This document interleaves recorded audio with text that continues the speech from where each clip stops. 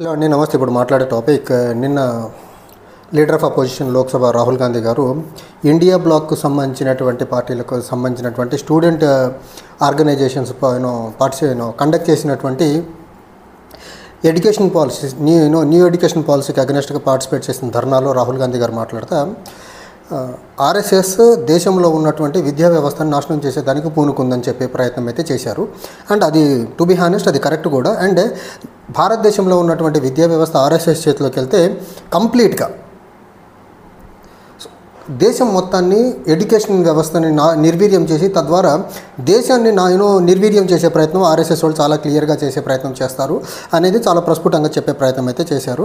And ఒక్కసారిగా విద్యా విధానం కానీ భారతదేశంలో ఉన్నటువంటి విద్యా వ్యవస్థ కానీ ఆర్ఎస్ఎస్ చేతిలోకి వెళ్ళిపోతే దేశంలో ఏ ఒక్కడికి కూడా ఉద్యోగం వచ్చేదానికి ఆస్కారం లేదని చాలా ప్రస్ఫుటంగా చెప్పే ప్రయత్నం అయితే చేశారు.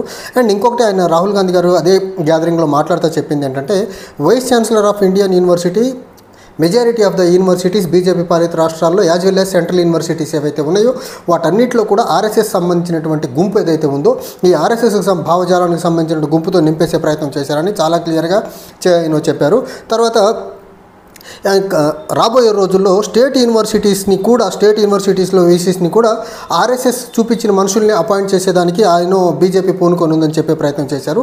ఎట్టి పరిస్థితుల్లో దేశంలో విద్యా వ్యవస్థను కాపాడాలంటే స్టూడెంట్ ఆర్గనైజేషన్స్ అందరూ కలిసి వచ్చి ఈ అపాయింట్మెంట్స్ ఏవైతే ఆర్ఎస్ఎస్ అఫిలియేటెడ్ మనుషులు ఎవరైతే ఉన్నారో మనువాదపు భావజాలంతో కలిగిన మనుషుల్లో అపాయింట్మెంట్ యూనివర్సిటీస్ వీసీస్గా సెంట్రల్ యూనివర్సిటీస్ అవనివ్వండి స్టేట్ యూనివర్సిటీస్ అవనివ్వండి అపాయింట్ కాకుండా ఆపే ప్రయత్నం చేయాలని చెప్పే ప్రయత్నం చేశారు. అలాంటి అపాయింట్మెంట్స్ కానీ ఆపని పక్షంలో దేశంలో విద్య అంతా ఆర్ఎస్ఎస్ చేతిలోకి వెళ్ళిపోతుంది.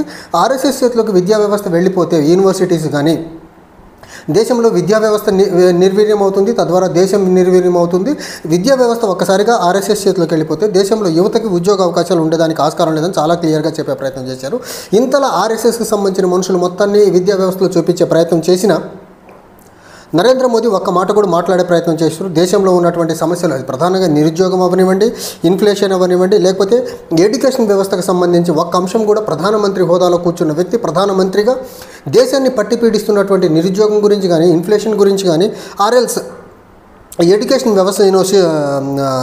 వ్యవస్థ గురించి కానీ మాట్లాడే ప్రయత్నం చేయకపోవడం టు బి హానెస్ట్ ఇది కొంచెం దేశానికి పట్టిన దాన్ని ఏమంటారు ఒక బ్యాడ్ ఫేజ్లా చెప్పే ప్రయత్నం అయితే చేశారు. తర్వాత ఇంకో మాట రాహుల్ గాంధీ గారు మాట్లాడుతూ బీజేపీ యొక్క పాలన యొక్క మెయిన్ మోటో ఏంటంటే దేశంలో ఉన్న సంపద అదానీ అంబానీలకు దోచిపెట్టడము, దేశంలో ఉన్న వ్యవస్థను మొత్తాన్ని ఆర్ఎస్ఎస్ చేతిలో పెట్టేదానికే బీజేపీ పనిచేస్తూ ఉంది తప్ప దేశంలో ఉన్నటువంటి యువత కోసం, దేశంలో ఉన్న రైతాంగం కోసం, దేశ హితం కోసం బీజేపీ ప్రభుత్వం సెంటర్లో ఉన్నటువంటి ప్రభుత్వం పని చేయట్లేదని చెప్పే ప్రయత్నం అయితే చేశారు. అండ్ భారతదేశం యొక్క బ్యూటీ గురించి చెప్పే ప్రయత్నంలో భాగంగా రాహుల్ గాంధీ గారు మాట్లాడతా ఇండియా బ్లాక్లో ఉన్నటువంటి వివిధ పార్టీలకు కూడా డిఫరెన్స్ ఆఫ్ ఒపీనియన్ ఉంటుంది. బట్ డిఫరెన్స్ ఆఫ్ ఒపీనియన్ ఉన్నప్పటికీ కామన్ కాజ్ కోసం కలిసి పనిచేస్తామని చెప్పే ప్రయత్నం చేశారు. వెన్ ఇట్ కమ్స్ టు బీజేపీతో ఎవరికైనా డిఫరెన్స్ ఆఫ్ ఒపీనియన్ ఉంటే బీజేపీ ఆర్ఎస్ఎస్ కలిసి డిఫరెన్స్ ఆఫ్ ఒపీనియన్తో వాళ్ళతో ఏకీభవించడాన్ని నల్లిఫై చేసి వాళ్ళని క్రష్ చేసి వాళ్ళని నానా ఇబ్బందులు పెట్టే పరిస్థితి అయితే చాలా ప్రస్ఫుటంగా దేశంలో కనిపిస్తుందని అది రాజకీయ పక్షాలు అవనివ్వండి, సివిల్ సొసైటీ అవనివ్వండి, మీడియా అవనివ్వండి, any organisation in the country అవనివ్వండి బీజేపీ భావజాలంతో బీజేపీ విధానాలతో ఆర్ఎస్ఎస్ విధానాలతో కానీ ఏకీభవించిన వాళ్ళని ఎంత ఎక్స్టెంట్ కన్నా వెళ్ళి అవసరమైతే ఫిజికల్గా ఎలిమినేట్ చేసేదానికి కూడా వెనక ముందు ఆలోచించారు బీజేపీ ఆర్ఎస్ఎస్ వాళ్ళు అనేది మాత్రం చాలా ప్రస్ఫుటంగా మనం చూసాం. రీసెంట్గా కునాల్ కుమ్రాకి సంబంధించి మహారాష్ట్రలో ఎంత దారుణమైన దాడి చేశారో, ఆఫీసులు మొత్తాన్ని ఎలా ధ్వంసం చేశారు.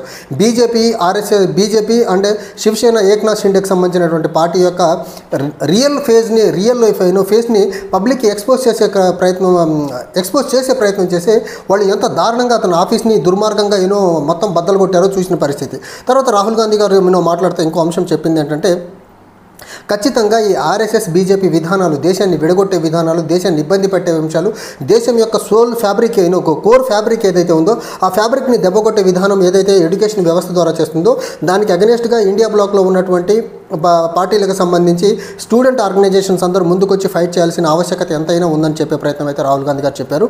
తర్వాత ఇంకా రాహుల్ గాంధీ గారు మాట్లాడుతూ యూజీసీ రెగ్యులేషన్స్ని కానీ ఇప్పుడు బీజేపీ ముందుకు తీసుకొచ్చే ప్రయత్నం చేస్తుంది. అది కూడా ఆర్ఎస్ఎస్ ఇచ్చినటువంటి రికమెండేషన్ని బేస్ చేసుకొని త్రూ యూజీసీ రెగ్యులేషన్ ద్వారా దేశంలో ఉన్నటువంటి విద్యా వ్యవస్థ మొత్తాన్ని నిర్వీర్యం చేసేదానికి ఆర్ఎస్ఎస్ పూనుకుందని చెప్పే ప్రయత్నం అయితే చాలా క్లియర్గా చెప్పారు. అండ్ బీజేపీ అండ్ ఆర్ఎస్ఎస్ యొక్క ఎజెండా, బీజేపీ కంటే కూడా ఆర్ఎస్ఎస్ యొక్క ఎజెండా ప్రధానంగా ఇప్పుడు ఎలా ఉంది అంటే దేశంలో హిస్టరీ చరిత్ర మొత్తాన్ని మార్చేసి ఆర్ఎస్ఎస్ బీజేపీకి అనుకూలమైన చరిత్రగా పెట్టే ప్రయత్నం చేస్తున్నారు. వన్ ట్రెడిషన్, అది ఆర్ఎస్ఎస్ వాళ్ళ ట్రెడిషన్గా మార్చే ప్రయత్నం చేస్తున్నారు దేశంలో ఒకే లాంగ్వేజ్ ఫార్ములాను కూడా ముందుకు తీసుకొచ్చే ప్రయత్నం చేస్తున్నారు. ఓవరాల్గా one history, one tradition and one language మోటోతో ఆర్ఎస్ఎస్ పనిచేస్తుంది. సో ఈ ఆర్ఎస్ఎస్ ఐడియాస్ని యాజిటేజ్గా ఇంప్లిమెంట్ చేసేదానికి కేంద్రంలో ఉన్నటువంటి బీజేపీ ప్రభుత్వం పనిచేస్తుందని చాలా ప్రస్ఫుటంగా పనిచేసే ప్రయత్నం చేశారు. అండ్ ఇండియా బ్లాక్కి సంబంధించినటువంటి స్టూడెంట్ ఆర్గనైజేషన్స్ ఏవైతే ఉన్నాయో ఇవి ముంబైలో కూడా ఇలాంటి సేమ్ ప్రొటెస్ట్ని చేసేదానికి ముందుకు వచ్చే ప్రయత్నం చేశారు. సో భారతదేశంలో ఒకటి మాత్రం చాలా క్లియర్, ఇదేదో ఇండియా బ్లాక్కి సంబంధించినటువంటి స్టూడెంట్ ఆర్గనైజేషన్స్ చేస్తున్నారనో లేకపోతే రాహుల్ గాంధీ గారు చీఫ్ గెస్ట్గా వచ్చి మాట్లాడారనో కాదు. కానీ దేశంలో ఈరోజు అన్ఎంప్లాయ్మెంట్ పరిస్థితి ఏంటి, దేశంలో ఈరోజు ఉన్న ఇన్ఫ్లేషన్ పరిస్థితి ఏంటి, దేశంలో ఈరోజు డిసెంట్ని ఎంత అగ్రెసివ్గా క్రష్ చేసే ప్రయత్నం చేస్తున్నారు. ఈరోజు ఉన్నటువంటి కేంద్ర రాష్ట్ర ప్రభుత్వాలు బీజేపీ అనుబంధ పార్టీలు ఎక్కడైతే ప్రభుత్వాల్లో ఉన్నాయో వాళ్ళకి అగెనెస్ట్గా ఎవరన్నా మాట్లాడితే వాళ్ళు బట్టికి బట్టగట్టే పరిస్థితి లేని పరిస్థితి ఉంది దేశంలో. దానికి best example Kunal Kamra in Mumbai. అంటే అన్ఎంప్లాయ్మెంట్ గురించి ఎవరైనా మాట్లాడితే దేశద్రోహి అని ముద్రేస్తారు. ఎకానమీ బాగలేదు, ఎకానమీ రెసిషన్ జోన్లోకి వెళ్తుంది, economic growth rate Hindu economic growth రేట్లోకి వెళ్తుంది, యాన్యువల్ పేస్లో ఎకనమిక్ గ్రోత్ రేట్ జరుగుతుందని ఎవరైనా మాట్లాడే ప్రయత్నం చేస్తే ఎకానమీ గురించి మీకేం తెలియదనేసి ఎదురుండి దాడి చేసే ప్రయత్నం అయితే చేస్తున్నారు. సో ఓవరాల్గా బీజేపీ అండ్ ఆర్ఎస్ఎస్ టుగెదర్ దేశంలో ఉన్నటువంటి రాహుల్ గాంధీ గారు చెప్పినట్టు దేశంలో ఉన్నటువంటి రిసోర్సెస్ మొత్తాన్ని అదానీ అంబానీలకు దోచిపెట్టి దేశంలో ఉన్నటువంటి డెమోక్రటిక్ సెటప్లో ఉన్నటువంటి ఇన్స్టిట్యూట్స్ మొత్తాన్ని ఆర్ఎస్ఎస్ చేతిలో పెట్టేసేసి ఓవరాల్గా దేశాన్ని డిస్ట్రాయ్ చేసేదానికి బీజేపీ ఆర్ఎస్ఎస్ కలిసి పనిచేస్తుంది అనేదానికి ఇది ఒక glaring example.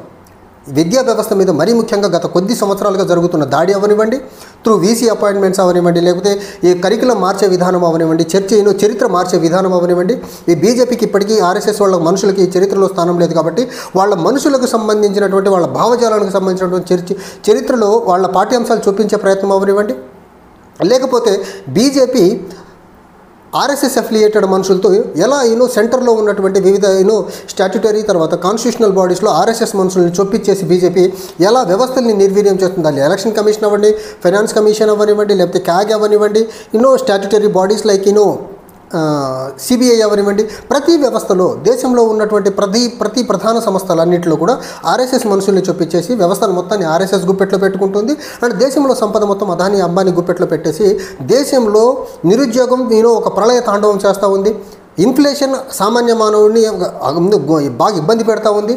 And economic situation ఏదైతే ఉందో దేశంలో అది రాను దిగజారుకుంటూ పోతున్నా ఇలాంటి అంశాల మీద ప్రధానమంత్రి అనే వ్యక్తి ఎప్పుడూ కానీ దేశాన్ని పట్టి పీడిస్తున్న నిరుద్యోగం గురించి, ఎకనామిక్ సిచ్యువేషన్ గురించి కానీ, ఎడ్యుకేషన్ వ్యవస్థ మీద ఉన్నట్టు వస్తున్న అపోహల్ని తొలగించే ప్రయత్నం కానీ ప్రధానమంత్రి హోదాలో కూర్చొని నరేంద్ర మోదీ చేయకపోవడం నిజంగా శోచనీయం. అది ఒక అన్అకౌంటబుల్ పర్సన్ దేశానికి ప్రధానిగా ఉంటే ఏం జరుగుద్ది అంటే అన్ఎంప్లాయ్మెంట్ పెరుగుద్ది, ఇన్ఫ్లేషన్ పెరుగుద్ది, రూపీ డిప్రిషియేట్ అయ్యింది, ఎకనామిక్ గ్రోత్ రేట్ అనేది చాలా స్లోగా ఉంటుంది. ఎవరన్నా ఈ అంశాల గురించి మాట్లాడే ప్రయత్నం చేస్తే వాళ్ళ వాయిస్ని క్రష్ చేసే ప్రయత్నం చేస్తారు. అది ఎగ్జాక్ట్లీ ఇప్పుడు నరేంద్ర మోదీ ప్రైమ్ మినిస్టర్షిప్లో దేశంలో జరుగుతుంది అదే. సో ఇప్పుడు కానీ దేశంలో ప్రజలు కోలుకోకపోతే ఈ అన్ఎంప్లాయ్మెంట్ అవనివ్వండి, ఇన్ఫ్లేషన్ అవనివ్వండి, ఎకనామిక్ సిచ్యువేషన్ అవనివ్వండి, ఇవన్నీ అధోపాతాళానికి వెళ్ళడం తప్ప దేశం ఆర్థికంగా, ఎంప్లాయ్మెంట్ పరంగా, లేకపోతే ఎడ్యుకేషన్ పరంగా ముందుకెళ్లేదానికి ఈ బీజేపీ ఆర్ఎస్ఎస్ మనువాదుల ఎజెండాతో వెళ్తే మాత్రం దేశం ముందుకెళ్ళకపోగా వెనక్కి వెళ్ళేదానికి ఆస్కారం చాలా క్లియర్గా కనిపిస్తూ ఉంది. Thank you.